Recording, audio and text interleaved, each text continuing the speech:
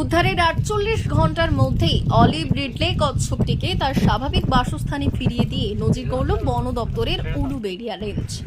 রবিবার বন দপ্তরের উলুবেড়িয়া রেঞ্জের কর্মী আধিকারিকরা অলিভ রিডলেটিকে বঙ্গোপসাগরে ছেড়ে দিল। এদিন বন দপ্তরের একটি দল অলিভ রিডলেটিকে নিয়ে যান কাঁথিতে। সেখানেই বঙ্গোপসাগরের তীরে তাকে ছেড়ে দেওয়া হয়। বন দপ্তর সূত্রে খবর, অলিভ রিডলেটি কচ্ছপটিকে উদ্ধার করার পর গড়চমুখ প্রাণী চিকিৎসা কেন্দ্রে রেখে তার চিকিৎসা চলে। শ্বাস নেবার সমস্যা থাকায় তাকে ইনজেকশন দেওয়া হয়। চিকিৎসায় সুস্থ হওয়ার পর কচ্ছপটিকে তার স্বাভাবিক বাসস্থান অর্থাৎ সমুদ্রে ছেড়ে দেওয়ার ব্যবস্থা করা হয়েছে। উল্লেখ্য, গত শুক্রবার বাগনানের বাক্সিহাট গ্রাম পঞ্চায়েত এলাকার মানপুর শীতলা তলায় রূপনারায়ণ নদের পাড় থেকে প্রায় ৪০ কেজি ওজনের অলিভ রিডলেটিকে পরিবেশ কর্মীদের সহায়তায় উদ্ধার করে বন দপ্তর। ওই দিন স্থানীয় দুই যুবক রাজু কোটাল ও বাদল পাত্র শীতলাতলার কাছে রূপনারায়ণ নদের পাড়ে অলিভ রিডলেটিকে পড়ে থাকতে দেখে। তারা কচ্ছপটিকে জলে নামিয়ে দিলেও সে সাঁতার কেটে যেতে পারেনি। এরপর পুনরায় কচ্ছপটিকে জল থেকে তুলে আনেন তারা।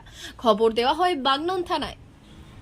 এরপর পুলিশ মারফত খবর পেয়ে ঘটনাস্থলে পৌঁছয়ে হাওড়া জেলা যৌথ পরিবেশ মঞ্চের বন্য প্রাণী উদ্ধারকারী চিত্রক প্রামাণিক, সুমন্ত দাস, ঝিন্দন প্রধান, তিতাস প্রধানরা কচ্ছপটির শারীরিক সমস্যা রয়েছে বুঝে বন দপ্তরের সাথে যোগাযোগ করেন চিত্রক প্রামাণিকরা।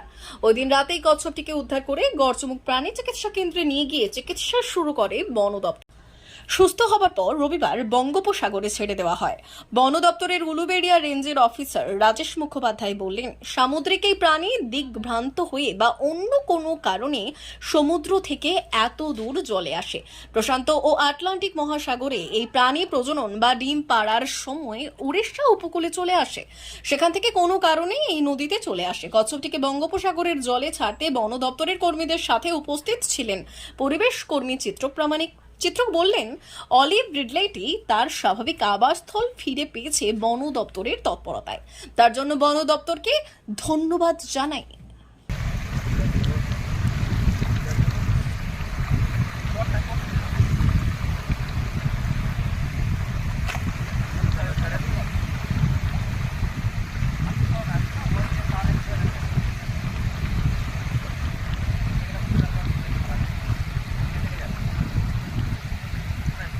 Eso, ache eso.